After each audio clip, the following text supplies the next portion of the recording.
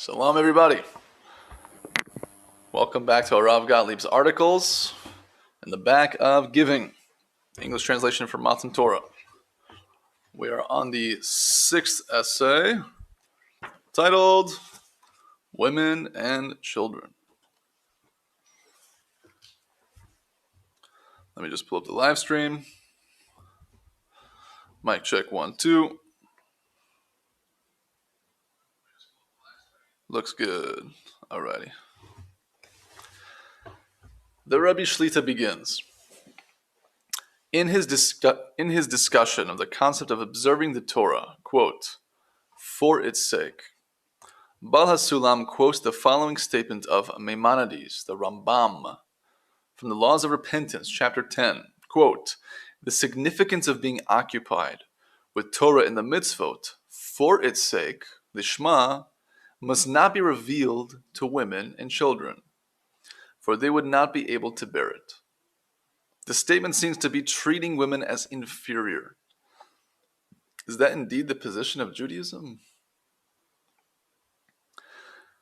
There is nothing in Judaism that prevents a woman from attaining any level of serving God. Indeed, every woman is obligated, the same as every man, to work toward attaining a state of cleaving to God, dvekut. There are many spiritual levels, and all of them can be found among women. For example, there were female prophets that arrived at prophecy by way of great effort in refining their character. Our role as humans is to reach the state of cleaving to God, dvekut, as we've spoken about in the second and fourth essays in the back of this sefer. Just as he is merciful, so too we should be. Just as he is all-giving and loving, so too we must be. So to refine ourselves, to be less receiving and more altruistic, women have the same job in terms of their inner work. It's no different in regards to the goal of dvekut. That's for humanity. All of us. A woman's potential to fulfill this role is in no way inferior to the potential of a man. Then how can we understand this quote from Maimonides? More to the point, how can we interpret Baal HaSulam's use of this statement in the context of his essay, The Giving of the Torah, Matan Torah?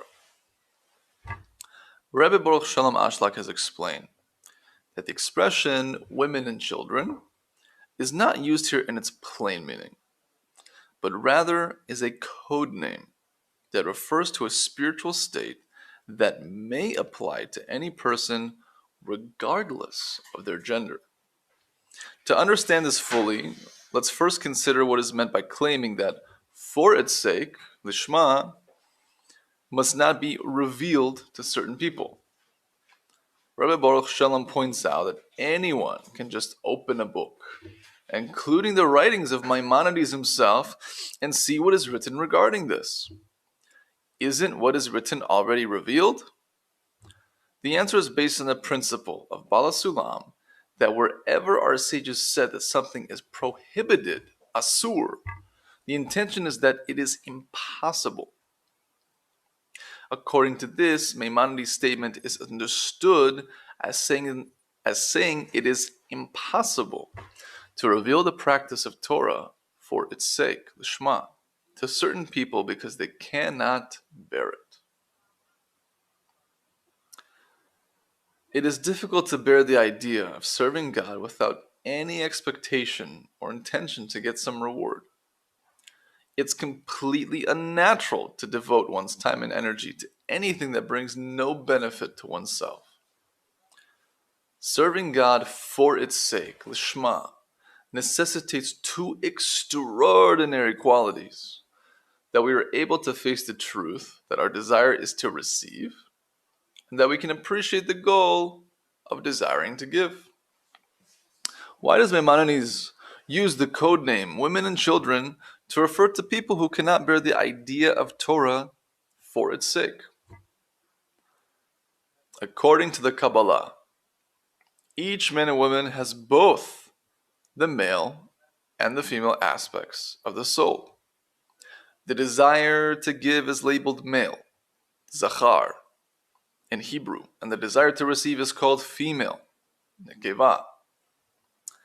The association of male with giving and female with receiving derives from the biological fact that the male gives the seed, which is received by the female, and there is nothing positive or negative about giving or receiving in this sense. It's true that normally in terms of art and work, receiving is less important because we want to focus on giving.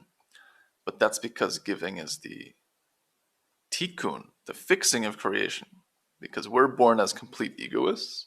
So to go against the nature is the correction for that egoism, being the attempt to be altruistic, the attempt to be giving. But in this sense, if we're speaking about biology, one is not less important or more important than the other. And to be fair, if we want to hone in on the spiritual work again, the truth is receiving is connected to the purpose of creation. It just so happens that it's receiving in order to give, as we've spoken about in Matan Torah and Haravut in different essays. The aspect of Shabbos, Oneg Shabbos, receiving the Creator's goodness in order to give a spirit of pleasantness, in order to give joy to Him. The codename woman, however, applies to anyone who is dominated by his or her receiving side. Again, this is coded language and has nothing to do with the gender itself that is male and female today.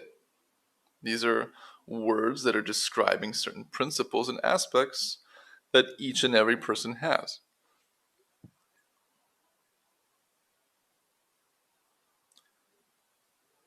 This applies whether that person is biologically a male or a female, continues the Rabbi Shita. This is a particular example of the manner in which the Kabbalah uses references to the material world in order to refer to aspects of the spiritual world, a manner referred to as the language of branch and root. That is the language of the Kabbalists, the language of Tanakh, the language of the words of our sages. It's all in code. It's all describing different processes of our inner work and of the systems within the innermost recesses of our consciousness, being the spiritual worlds.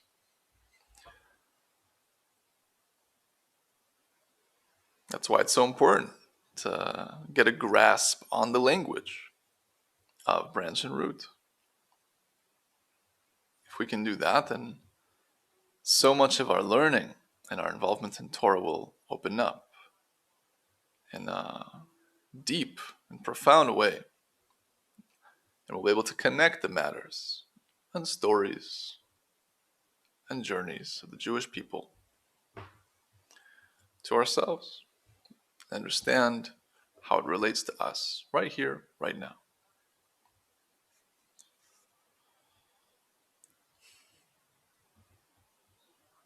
The Baal HaSulam says in the first portion of one of his magnum opus, the Talmud Eser Sfirot, the study of the 10 Sfirot, his grand commentary on the Eitz Chaim, as written by Rabbi Chaim Vital Zatzal in the name of the Arizal.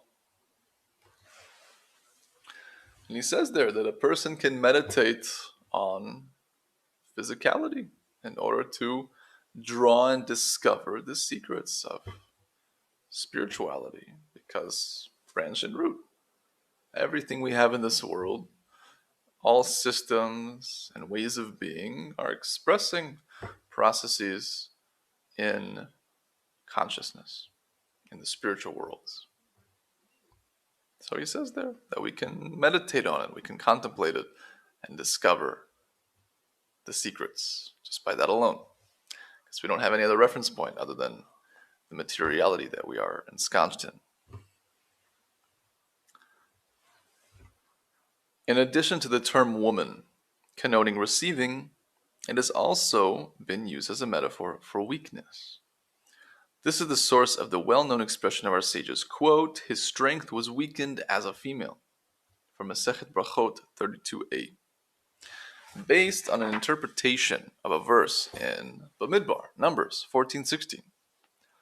Apart from such references in the Torah, the association of weakness with the female gender is apparently also due to the fact that a man's physical strength is generally greater than a woman's. That's our biology. Of course, this makes sense only from a physiological point of view. For example, a woman's psychological stamina is often greater than a man's.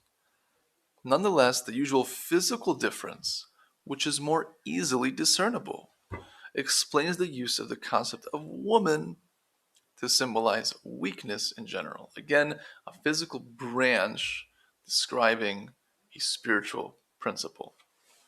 But the Rebbe Shlitik here is clarifying that that's not always the case in our material world, but that which is most revealed to us is how we express that principle and make that comparison. But women are often times more than not, again, have more psychological stamina than men.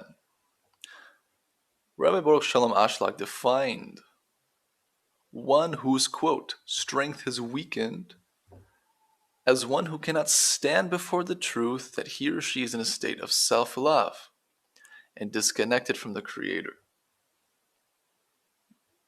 This refers to people, male and female, who are not yet prepared to comprehend the seriousness of the low point in which they find themselves when they want to be connected to God.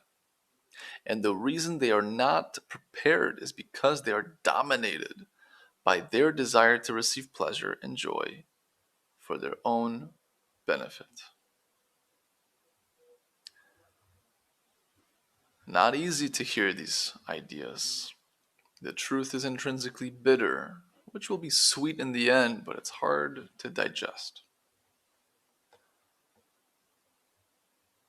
So one whose strength is weakened is one who can't stand such truth that the Torah provides within our consciousness, being the depths of our egoism and the truth about how disconnected we really are. Meaning someone can be mistaken, for example, and live a life of seeming piety on the surface and be alacritous with their observance, with learning and praying and helping others and the like. They might even be involved in Jewish meditation and might often find themselves feeling lofty experiences of being imbued with the infinite light that's found within them right here, right now. Revelations of their soul and the Creator at their level. So a person can be mistaken and believe that that is them becoming closer. That's them strengthening their relationship. It could be, I'm not saying no, but generally due to the notion that we are pure egoists, and we slowly but surely are given that revelation and awareness by means of our inner work. So it's pretty bitter to think of oneself as being Beseder. Everything's cool. I'm doing all the above. And I'm getting some lofty experiences here and there. Okay, a little bit of peaks and troughs here and there, but I'm really moving on up the ladder. But in regards to the Bala Sulam's simple definition of what it means to be close to the Creator, which is giving, the more giving we are, the more refined we are, the closer we are to His character, therefore closer to Him. So everything I just mentioned, if someone is abiding by that level of consciousness in their service and doesn't have any awareness of their ego and is just enjoying Torah mitzvot and is not really honing in on the inner work and the bitterness of the self-criticism being the left line, they're just in the right line, then it's falsehood. They're living a life of lies in regards to the truth that is their egoism and the true level that they're attempting to reach, which is giving in order to give, the level of the tzaddik.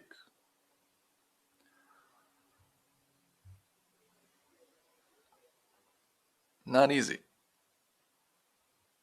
Those are the ones whose strength is weakened, says the Rebbe Zatzal. In any case, there's the notion that those who are ready will come to the revelations, but those who are not ready, we don't reveal it to them. We don't want to put the stumbling block in front of them. Because it could be that if they are at the state of consciousness of a woman and child, they need to be there. There's no skipping steps. We all go through those motions.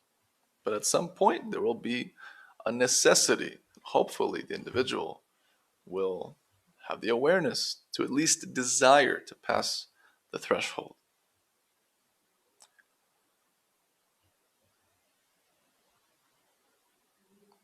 The Rebbe Shita continues. This demonstrates again that Maimonides' statement clearly cannot be applied to women in the plain sense of the term. For there are countless women who do have a well-developed sense of truth and have the integrity to overcome selfish desires and live according to the dictates of truth.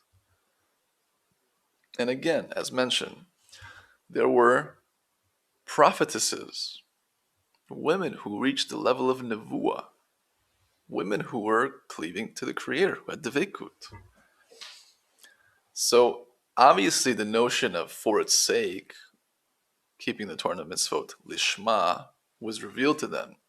Because without the awareness that such a reality is possible to obtain, they could not focus and hone in on that goal and therefore draw that reality to themselves and work on attaining it. So if there were women prophetesses, by definition, surely they knew what it was meaning to say for its sake, because they were at that level. It's impossible to say that you can't reveal for its sake to a woman by the surface level understanding. It's something deeper, as we're learning here. The translator adds a paragraph here. It is important to acknowledge the insult to women when negative traits are referred to as women, whatever the explanation may be for this manner of expression. Rebbe Gottlieb, the Rebbe Shlita, has expressed his regret that the use of the codename women in this way has caused people emotional pain. The intent here is to reveal the inner truth that is expressed in Maimonides' statement, although one should refrain from continuing to express it in this way. The inner meaning expressed by Maimonides is eternally true. The idea of serving God for its sake cannot be revealed to a person with a selfish desire to receive and a weak ability to overcome that desire, seeming to imply someone who has no desire to reach the higher level because they can't overcome their desire to receive for themselves alone and can't take an iota of a step outside of their egoism. The idea of service for the sake of heaven must also not be revealed to children. A childlike person is an undeveloped being who has yet to grasp the true meaning of life. The child gives significance to what is unimportant and then devalues what is significant. The prime example I like to reference is when there could be an absolute genius of Torah, a scholar, or a true righteous person, a tzaddik, giving a class, let's say on Shabbat. It's a wonderful class. Amazing wisdom being revealed and brought down and applied in a practical level to one's inner work. Something that could really change one's life if they listened to it, meditated on it, learned it again, and integrated it. And the child, as opposed to sitting in and listening to the class, is outside the shul or outside the synagogue, playing soccer, sucking on their lollipop. It's hanging out. So too, the inner aspect of us that is a child is when we choose nonsense in contrast to the choices of connecting our consciousness, minute by minute, moment by moment, to things that connect us to the Creator, to things that inch us closer, step by step, to attaining dvekut, adhesion to the Creator. And contrast to that, we do whatever we do. And we are like children who don't have the ultimate focus, the most important thing in life, being the ultimate connection with the Creator. A small child cannot appreciate what is given to him or her, continues the Rabbi Shita. So it is thrown away after only a little play. Pick up the toy, couple minutes, next. And so it is in spirituality. When we cannot appreciate the great gift that is given us, whether it be the greatness of loving the other, or the connection with the Creator, then we are considered children. The Baal Shalom says, the more someone is grateful and thankful to the Creator for every little thing, the more they can be given. They're showing that they can make efficient use of the experiences that are being brought to them at every moment. The Creator is always giving us opportunities in every moment of our lives to even contemplate for the moment that we're breathing and our blood is pumping, and to give thanks. By means of that thanks, our vessels expand, because a loving father wants to give to their child more and more if they appreciate it, if they know what they're being given. Not that we can ever know the infinite goodness that we're always being given by our life in itself, but if we at least try and say thanks and really meditate on all that's been given to us and arouse the consciousness of gratitude, then we can expand our kalim, expand our vessels more and more.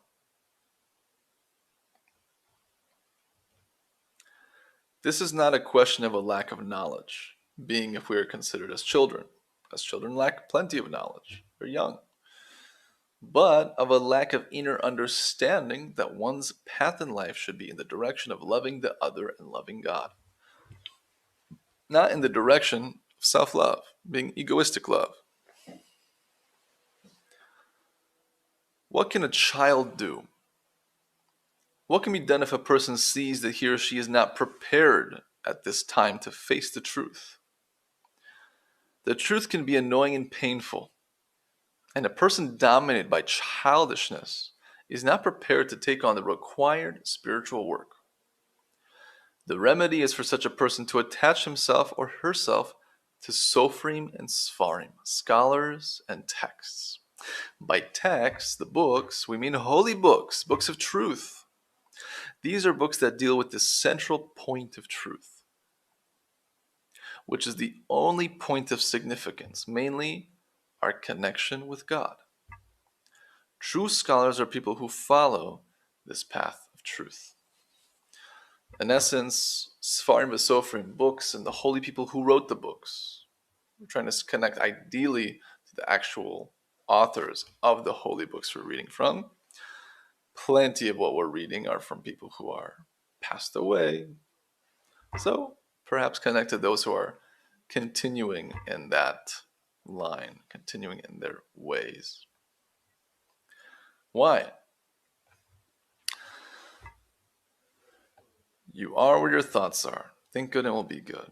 We attract reality to ourselves through our consciousness. We are partners in creation after all. We're co-creators. And as far as the Tanya is concerned, we envelop our consciousness with garments by all that we learn. We envelop and put the garments of the wisdom and understanding, the light of that which we learn upon our soul. We're garmenting our soul with the consciousness of the author. We're connecting to the author in an intimate way when we are reading their works. That's profound, which is why that's the go-to advice for anyone on this earth, to connect to the holy books and the holy authors, to elevate their consciousness more and more. If someone, for example, was interested in secular matters and they could concentrate on the godliness within all sciences and see the Creator within it and use that as a means to connect to the Creator, then that's certainly elevating it. And that certainly can be done. It's not forbidden. But if someone has the free time, in theory, connecting to the holiest texts, coming from the holiest consciousness, is the most efficient thing in order to rise to the highest levels. Each person at their level, perhaps there is a different dynamic, but in any case, we should all defer to our spiritual master. If we have one, if not, Bezrat Hashem, with the Creator's help, we should be able to take one on and pray for one, find one. No one is exempt from this spiritual work. Each morning we see the blessing, "Blessed are you, who has made for me all that I need." If that is so, then no one can claim exemption on the basis of the excuse that he or she lacks the resources to do what is required. We have everything we need in this very moment to do the right thing, to step closer to the Creator. Each of us receives from God the qualities with which we are to work. People look at others and say, well, they have fine qualities. This one is diligent, that one is persistent, and that other one has the strength to overcome difficulties. Certainly they weren't referring to me when our sages delineated the path one must take. No one can exempt themselves in this way, for God gave each individual the precise qualities and character that are uniquely necessary for him or her. With those qualities, we are to begin to work. The world is waiting for us. Each one of us has a very special individual gift and purpose to give. And we have exactly what we need to at least start to fulfill our mission. I would like to note that seeing the fine qualities of others, whether it's their diligence or persistence or strength to overcome difficulties, is an amazing thing. And we should do our absolute best to see the good in others. Why? We're blessing them just by judging them favorably. We're blessing that individual just by seeing the good in them. There is a deep transference of positive consciousness and energy. It's called an ayin tov, a good eye, a good heart, to think good of them. This is much of the inner work and has to do with the group work. That's going to be the 10th essay here in this collection of essays. But in any case, we should think good of others. Very important. And the truth is, if we see the diligence, the persistence, or the ability to overcome difficulties in other people, whatever the positive trait we see in others, the truth is that trait is within us. Perhaps it's true that they have a stronger level of that quality, but anything we notice in the other, even more so anything outside of ourselves that we observe, is within us, because every person is an olam katan. It's a small world. Everything is within, especially the qualities that we observe. So much so that if we see negative qualities in the other, that's actually the Creator revealing in our consciousness that what we're seeing in that person and judging that person is actually within us. And the only reason we're seeing it is because we have yet to make a tikkun, a correction on that aspect within us.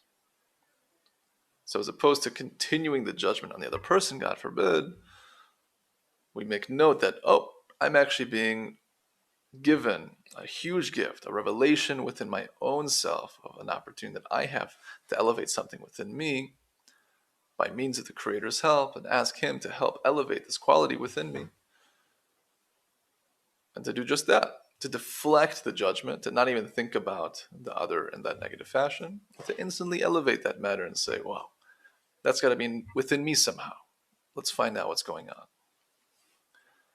Such a tool, certainly, for those who have stepped away from the consciousness of woman or child in regards to what we're learning here. Because that's the bitter truth. That's the truth for those who can handle, in contrast to the ones whose strength has been weakened, who can't handle. People who now have a faulty character, whom Maimonides, Rambam, called women and children, can eventually grow and acquire wisdom and understanding, Chochmah and Bina. They can also eventually attain the level of Lishma, for its sake. And our sages said that by means of Lo Lishma, not for its sake, a person will come to for its sake, Lishma. We learned more about this in the last essay of levels of self-love. Each of us begins with Lo Lishma, not for its sake. That is, service of God on the basis of self-interest. I want reward, I want to be paid in this world and the next. There is no other way to begin, for our primal nature is to receive pleasure and joy for our own benefit. As we progress, we can take tiny steps, and by way of work and Torah and the mitzvot, we can gradually approach the goal of observing Torah lishma, for its sake. In the end, we will desire to do only what is pleasing to our Creator, and we will not at all be motivated by self-love.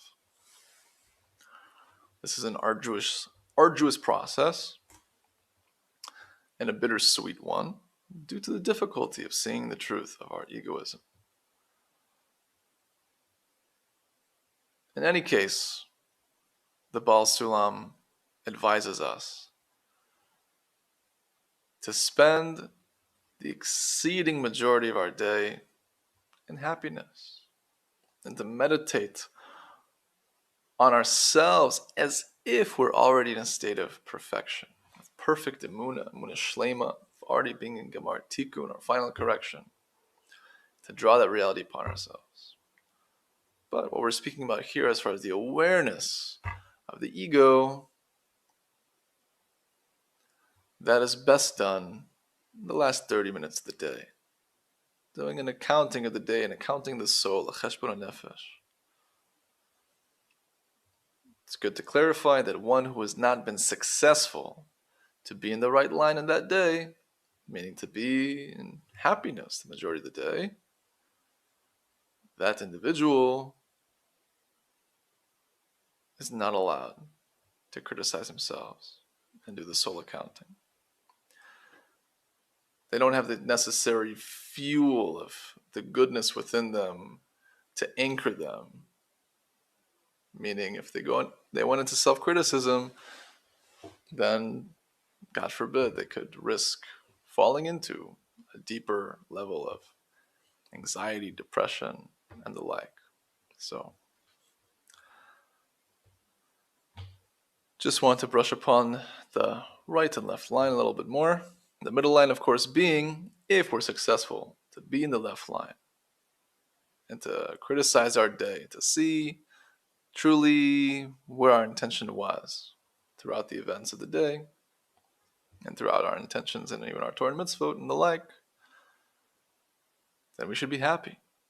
We should be happy of all the revelations and the truth that we see within ourselves, the truth of our egoism, because to be revealed the truth within one's consciousness is a great salvation from the Creator. And it takes a lot of help from the Creator to receive such revelations, to receive such awareness. So one should be exceedingly happy, ideally. And that happiness from seeing the truth in the self-criticism aligns one back to the right, so to speak. So because they go right, left, right, that's considered the middle line. And that's the line we should be walking in a general sense. So if someone's been hearing this essay and thinks, I might be woman, child, or both for most of the day, it's okay. You should be very happy you've come to that awareness, because there are billions of people who can live their whole lives without ever even becoming aware of such a concept. The next essay is called The Nations of the World. We'll be learning about the nations within us, because every person is a small world. All the best. Have a most wonderful day. Thank you to Verid Gellis for your, seems to be a cornstalk emoji. Very nice. May we all be able to sprout and have sustenance and abundance in our connection to each other and the Creator, to sprout forth just like the cornstalk. All the best.